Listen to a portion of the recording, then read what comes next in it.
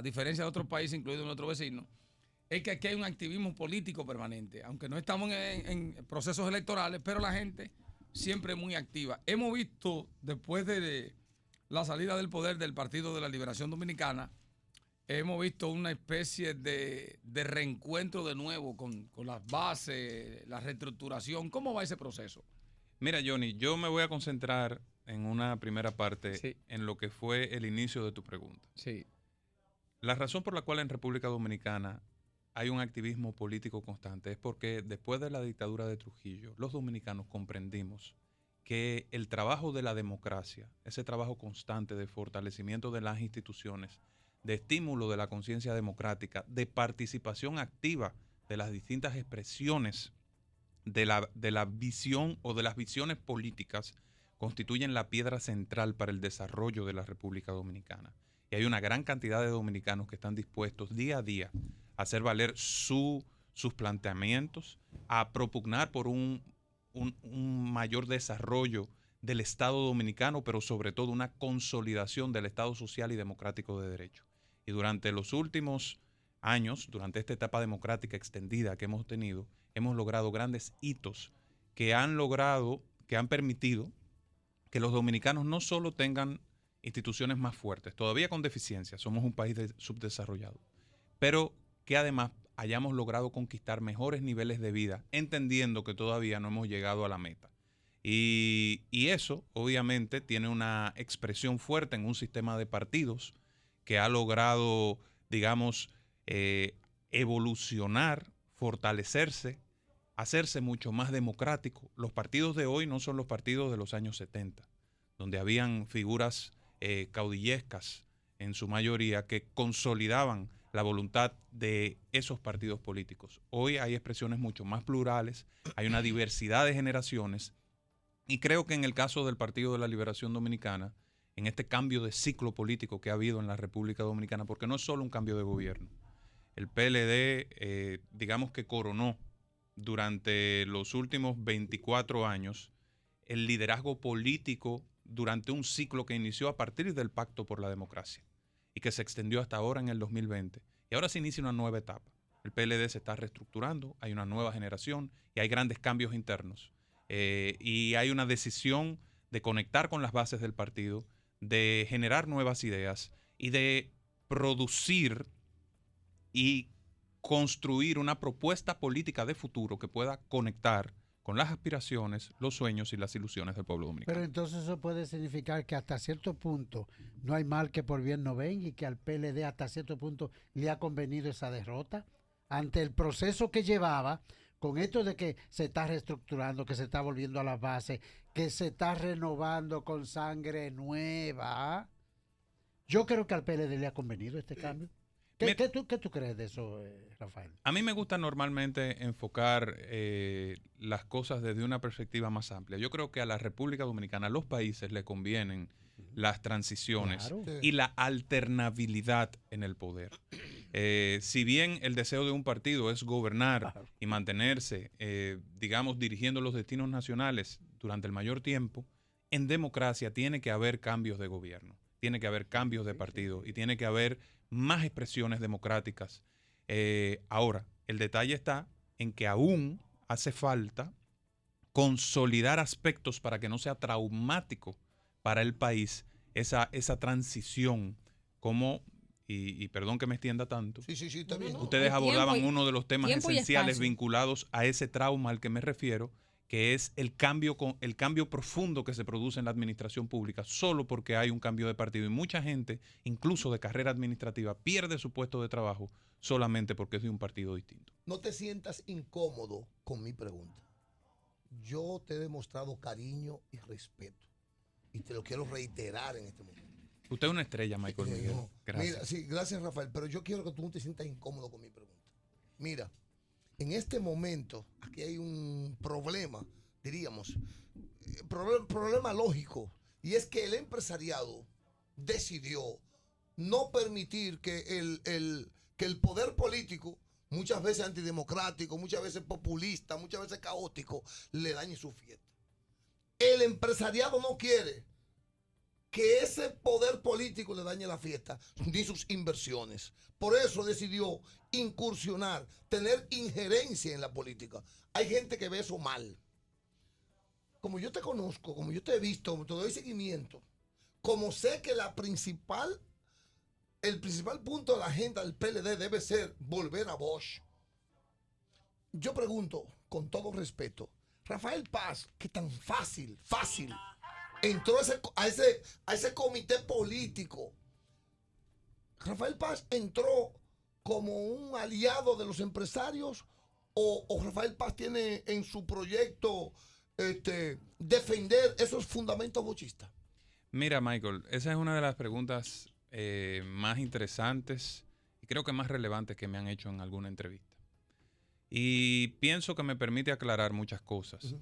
Lo primero es que yo tengo un activismo social y político muy extendido, que data desde mi propia adolescencia. Cuando yo tenía 18 años estaba fundando una organización que se llamaba, o digamos, formaba parte activa de una organización que se llamaba Jóvenes Unidos por un Estado Sano, que era un grupo de jóvenes, fundamentalmente estudiantes de Derecho, que tenían un compromiso con la democracia dominicana. Ya yo era miembro del Partido de la Liberación Dominicana. Sí. Y ya había desde los 14 años participado en procesos electorales como activista, postulando por candidaturas que entendía que iban a transformar el país y que contribuyeron de manera decidida a esas transformaciones en el ámbito congresual.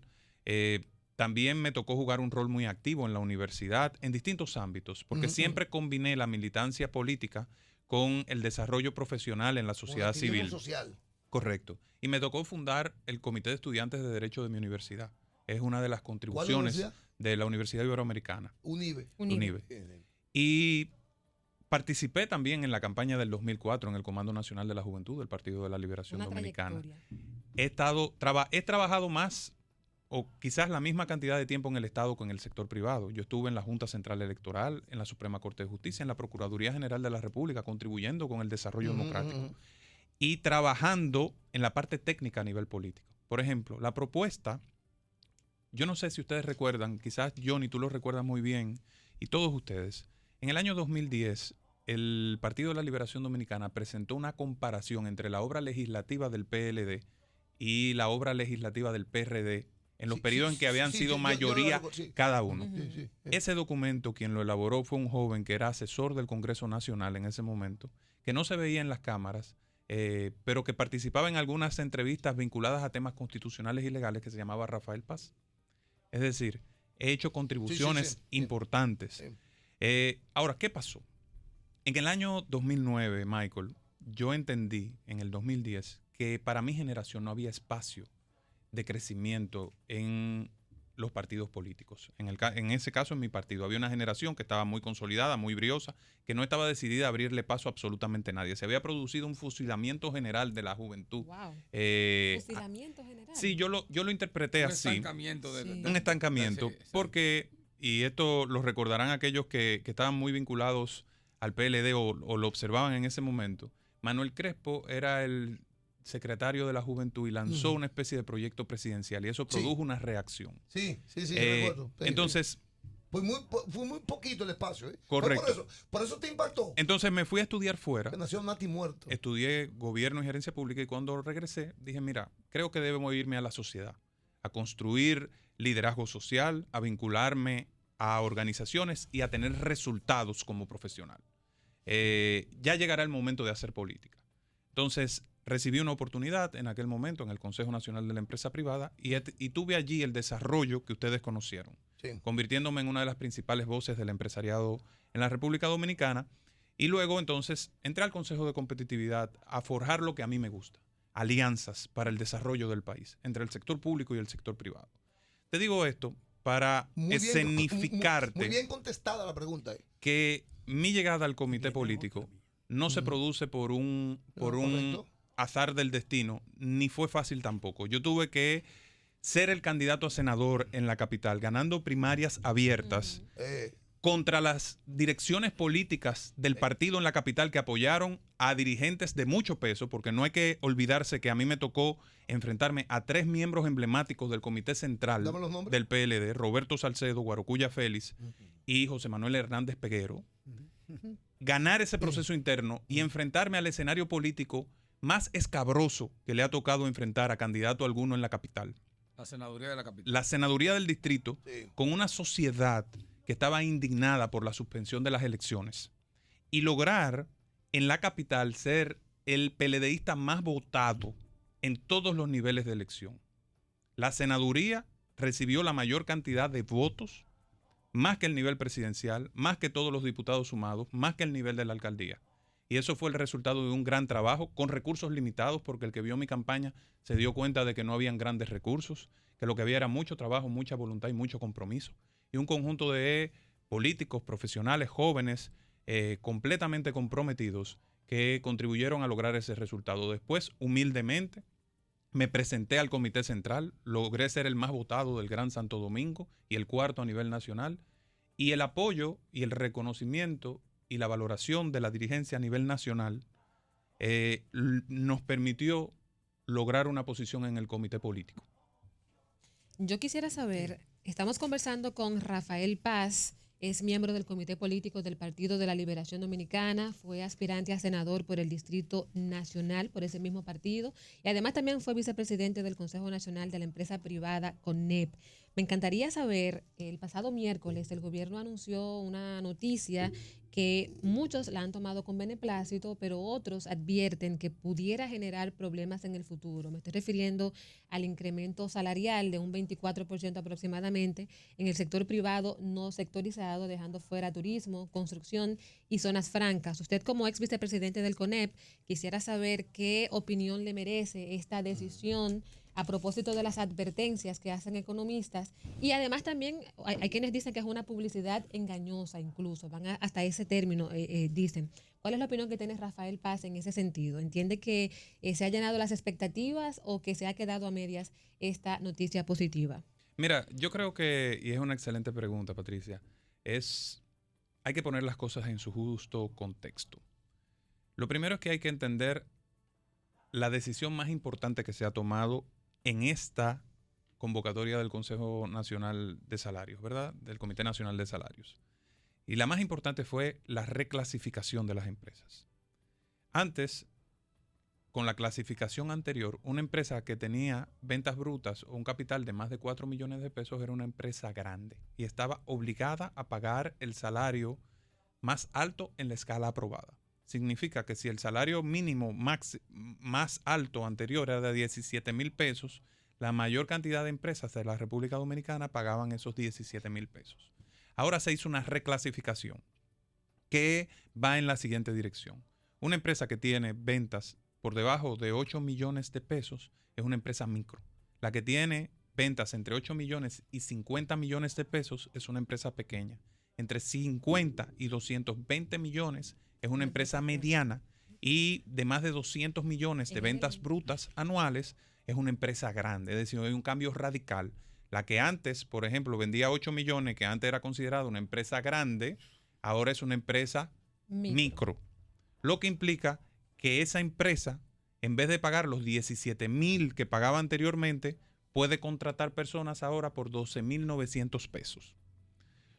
Eso además implica que al ser una empresa micro o una empresa pequeña, si se dispone un aumento de hasta 12,900 pesos, pero tiene empleados que ganan 17,000, no está obligada a aplicarle el incremento a los trabajadores. Hasta los 17,000 no está obligada. No está obligada. Okay. ¿Qué implica eso? Que cuando tú calculas el impacto real sobre la masa salarial dominicana en función del tamaño de las empresas que están registradas en la DGI, el aumento real de salario no es de un 24%, sino de un 14%. ¿No es de un 24%? No. O sea, si tú lo calculas en el... Escúchame, y perdóname la interrupción. Lo de 24 no es un promedio cuando se habla de 24. 24 es si se aplicara el número sobre un escenario ideal. Es decir, si tú tuvieras, si la clasificación que existe, que se acaba de aprobar, hubiera existido antes, el aumento hubiera sido de un 24%. Pero como no existía esa clasificación y lo que se hace es que se aplica la clasificación y después el aumento real va a ser de un 14%. Y va a ser muy fácil comprobarlo, porque cuando la gente cobre, se va a dar cuenta de realmente si recibió el aumento o no y en qué magnitud lo recibió. Exacto. La Ok, clasificación es clave. mira, Eso es hay clave. un elemento. ¿Me expresé Con con la- claridad sí, o...? sí, No, no, sí. claro. Con la Perfecto. pregunta de Michael Miguel y ahora con Patricia, hay algo que a mí como que me da una cosquillita. Hace un tiempo aquí te entrevistamos cuando eras candidato a la senaduría y tú hablaste de que caminabas por allá donde tú naciste, que incluso fuiste a la escuela pública. Nos hiciste una historia de una superación fenomenal en ese ambiente. Entonces viene mi pregunta ahora. Amor. ¿Existe un pecado original en usted haber logrado dinero, pertenecer a una familia que se posicionó, que no es egresado de la UAS sino de UNIBE? ¿Existe un pecado original en que con esas condiciones usted pueda ser un luchador social, un luchador por la comunidad? ¿Se puede dar realmente esa conexión? Mira, yo entiendo muy bien el sentido de tu pregunta, porque normalmente la gente entiende o define estereotipos de lo que debe ser una persona en función de un perfil. Eso que no quejamos de los policías, de que tipifican a las personas solamente por cómo se ven, lo hacemos todos. Entonces, yo creo que al final la política y la lucha social de lo que se trata es de las ideas que propones. Tiene que ser en función de ideas, tiene que ser en función del conocimiento, tiene que ser en función de un compromiso.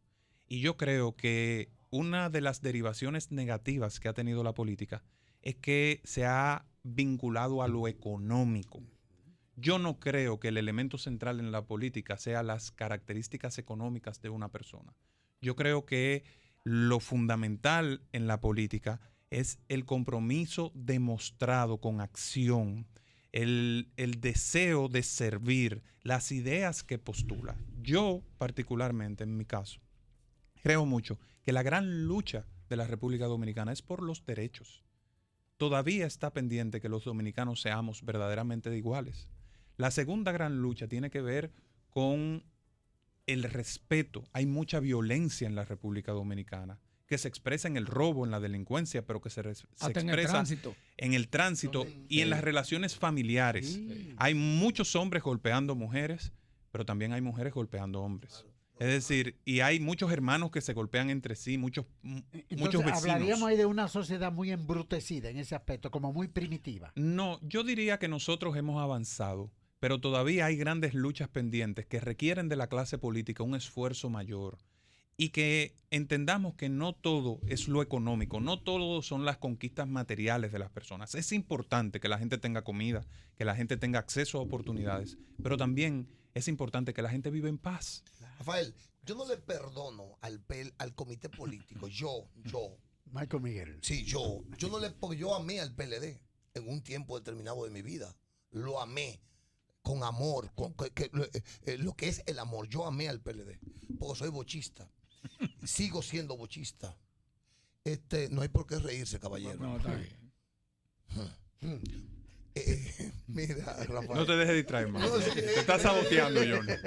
Mira que lo estoy escuchando con calma. Con esa risita de por abajo, me por reí. una coge cuerda, ¿eh? Me reí por el énfasis que él le pone a la Sí, pregunta. Sí, sí, gracias. Pero no por Mira, nada. Rafael, porque yo entendí y entiendo que el comité político Sí. que el comité político Acércate a esa mujer. está ahí Es ajena, para no importa. mantener los fundamentos del partido. O sea, el comité político, uno de sus deberes fundacionales es sostener la doctrina. Y ese comité político, luego lo que se hizo fue un grupo para beneficiar al gobierno de turno. Y no funcionó y por eso perdió el PLD.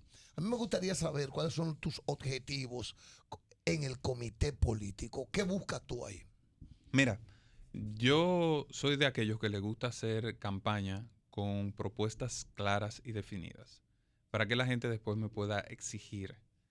Y en el caso de tanto mi candidatura al comité central como al comité político, yo lo hice bajo un programa, una visión que definí, que se llamaba PLD 4.0, donde el primer punto que planteaba era volver a los orígenes del partido y recuperar los métodos de trabajo de la organización. ¿Cuáles métodos de trabajo? La unificación de criterios, el centralismo democrático, pero sobre todo la participación de los organismos, medios y de bases en la toma de decisión del partido. Eso utilizando la tecnología que hoy permite, antes el PLD estaba organizado en cuadros y tenía un sistema interno de comunicación, tenía un sistema de Orientación activistas política. de activistas nacionales que permitían que la dirección central se conectara con los intermedios y con los comités de base. Pero con la tecnología hoy tú Activistas puedes nacionales suplir había. eso. Correcto. El activista nacional era una figura que iba a una provincia, enlazaba los organismos de esa provincia y se convertía en el canal entre la dirección del partido y esa dirección provincial para evitar que los intereses particulares primaran en la toma de decisiones partidarias y que lo general se pusiera por encima de lo particular. Entonces, hoy con tecnología tú puedes suplir eso, pero además planteamos la necesidad de crear una plataforma interna a nivel partidario que permitiera esa comunicación. Otra de las cosas que planteamos fue la necesidad de que el PLD pudiera construir una visión a largo plazo. Yo creo que durante 20 años de gestión el PLD logró impulsar grandes transformaciones, pero esa visión del país que se definió a principios de los años 90, que enamoró y conquistó a los dominicanos, se agotó digamos, por ejercicio. Ahora el PLD tiene que hacer una nueva mirada a futuro en función de un principio esencial, que era el principio que enarbolaba el profesor Juan Bosch, la necesidad de que haya en República Dominicana verdadera justicia social. El PLD tiene que hacer un compromiso también con los valores del siglo XXI, la transparencia, la rendición de cuentas, la lucha constante contra el caudillismo. El PLD tiene que abandonar las prácticas del pasado y constituirse en una nueva organización, así mismo como fue creada en el año 1973 como un nuevo partido en América. Asimismo, tiene que ir a un proceso refundacional que le permita ganar nuevamente y recuperar lo que es esencial y es fundamental en la política, que es la fuerza moral para poder plantear transformaciones para beneficio de la Fuerza moral no se población. puede. Rafael, eso que tú acabas de tocar ahora, yo quiero retrotraerme. Yo no sé si estaré equivocado en lo que voy a plantear, pero puedo estarlo como cualquiera que se equivoca. Cuando el doctor Leonel Fernández estuvo en su primera administración, creo que fue, que él mismo se proclamó él como heredero del balaguerismo histórico. Eso habrá conducido al PLD a ese elemento práctico, al pragmatismo político, y dejar de lado lo que muchos expresaban. No, esas son cosas del viejo. Eso que tú acabas de plantear ahora, eso era en el viejo, se referían a Bosch, que quería todo eso. No hay que entrar en la praxis política. Y esa praxis política llevó a muchos a que se le abrieran los ojos con relación al dinero, a la acumulación de capitales, y que todo ese proceso llegó a una especie de desmoronamiento en que la ideología pasó a un segundo plano y los intereses económicos y convertirse en nuevos ricos que andaban en chancleta y salieron en jipeta. Esa era la expresión que salía en la prensa de todas partes. ¿No sería que eso llevó a una especie de resquebrajamiento interno, que es el panorama que hay ahora y que tú dices que se debe volver a las raíces? Mira, yo pienso que hay que mirar las cosas desde una perspectiva amplia. A mí me gusta mucho darle perspectiva histórica a los procesos. Hay una frase muy utilizada y muy reconocida a nivel internacional de Lord Byron que decía que el poder corrompe y el poder absoluto corrompe de manera absoluta. Los ejercicios dilatados del poder tienen efecto en las organizaciones. Yo creo que eso es así y eso no es una cuestión de colores. Ha ocurrido con el rojo, ha ocurrido con el blanco, con el azul, con el morado, con todos los partidos políticos. Hay un efecto pernicioso en el ejercicio del poder. Dice Rafaelito, sí. Y lo que permite poder enfrentar ese efecto del poder son los principios y los valores democráticos. Tú no puedes divorciar la praxis política de la teoría política. Porque en el momento en que tú liberas a la práctica política de esas limitaciones de los principios y de los valores esenciales dentro de un partido, dentro de una democracia, entonces eso conduce a resultados indeseables para todos. ¿A qué me refiero? Tú no puedes decir, bueno, esto se trata de ejercer solo el poder y de conquistar elecciones. Tú tienes que conquistarlo por un propósito. Y ese propósito tiene que ser fortalecer el Estado social y democrático de derecho de un país, mejorar las condiciones de vida de, en este caso, los dominicanos, y lograr que haya una nueva generación que tenga más oportunidades. Y eso tiene que darse dentro de un marco de institucionalidad, de transparencia. Si tú pierdes el norte con relación a esos principios esenciales, entonces, al final el ejercicio político se convierte en un ejercicio fútil que termina generando reacciones adversas de la sociedad. Y yo creo que ahí es que está el reto, no solo del PLD, sino de todas las organizaciones políticas con vocación de poder. Pregunta Rafaelito López, pregunta él.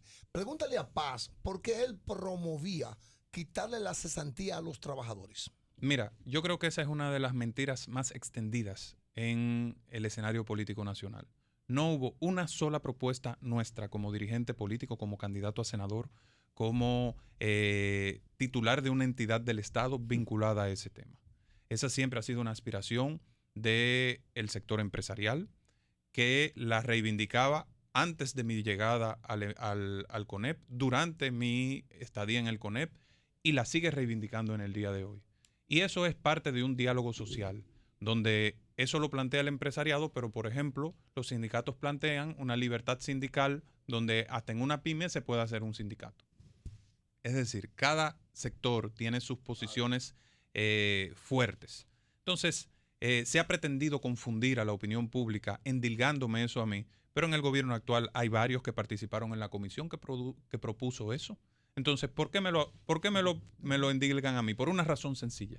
Como de mí no pueden decir absolutamente nada negativa, como fui un funcionario con una gestión completamente transparente, paradigmática, porque además no solo establecí un sistema de compras muy robusto, sino que suscribí un acuerdo con el Programa de las Naciones Unidas para el Desarrollo. Fui uno de los pioneros en el Estado en esa modalidad para garantizar los más altos estándares en la gestión de la institución. Y puse a funcionar el Consejo de Competitividad como si fuera una empresa que cotizaba en bolsa, con altísimos estándares administrativos, con una gran participación del sector privado y de la sociedad civil. Entonces, algo hay que decir de Rafael Paz y tienen que ser mentiras. Me gustaría saber qué opinión le merece a Rafael Paz, ya para concluir, el hecho de que Abel Martínez, actual alcalde de Santiago, esté aspirando ya a la presidencia cuando falta todavía 3 años y 1 mes para que se produzcan los comicios nuevamente. Mira, yo no quiero referirme a ninguna candidatura interna por el momento. Yo creo que nosotros tenemos un excelente liderazgo,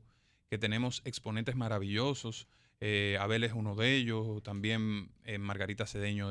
¿De Fernández? Claro que sí. Francisco Domínguez Brito. O sea, hay una playa de liderazgo de relevo en el Partido de la Liberación Dominicana. A nivel presidencial, pero también en otras posiciones de gran impacto. Entonces, de lo que se trata aquí, más allá de candidaturas particulares, es de que el Partido de la Liberación Dominicana pueda hacer lo que Michael Miguel dice. Ahí está la clave de todo. El gran reto del PLD es volver a sus orígenes. Es expiar cualquier pecado que haya cometido. Sí, dígalo. O sea, el PLD tiene que ser lo suficientemente responsable para sancionar moralmente a aquellos que han traicionado la confianza del pueblo y del partido, pero también tiene que ser lo suficientemente firme para exigir que se respeten los derechos de aquellos que son perseguidos políticamente. Lo he dicho con responsabilidad. Es una combinación de cosas. Entonces, al final, esa es mi visión. Ese es mi compromiso y a eso he ido a la dirección del partido, a impulsar esa visión. Dice Rosa Galán que en 30 segundos cree que si usted cree que habrá reconciliación entre los pueblistas y los morados. Bueno, yo soy un fiel creyente de la concordia y del entendimiento. ¿Por qué no puede haber una reconciliación entre familias? Y hasta el hijo pródigo, cuando se fue y gastó todo el dinero de su papá en la Biblia. Y lo votó. Y lo votó todo. Regresó a su casa y el padre lo aceptó y hubo una reconciliación Y le organizó familiar un banquete. y le organizó un banquete. ¿Por qué? Si ese es el referente de los fundamentos cristianos que sustentan a nuestra sociedad, ¿por qué no puede haber un reencuentro Pues entre cualquier familia? inteligentísimo. muchacho, no, Muchísimas bueno, gracias. Hemos conversado, Dios mío, con Rafael Paz, ex vicepresidente del Consejo Nacional de la Empresa Privada, fue candidato a senador por el Distrito Nacional y también es miembro activo recién electo del Comité Político del PLD. Vamos a una pausa comercial a las 7:58. Hasta aquí la transmisión de Digital 15 y seguimos por Independencia 93.3 FM y la señal 3 de Aster.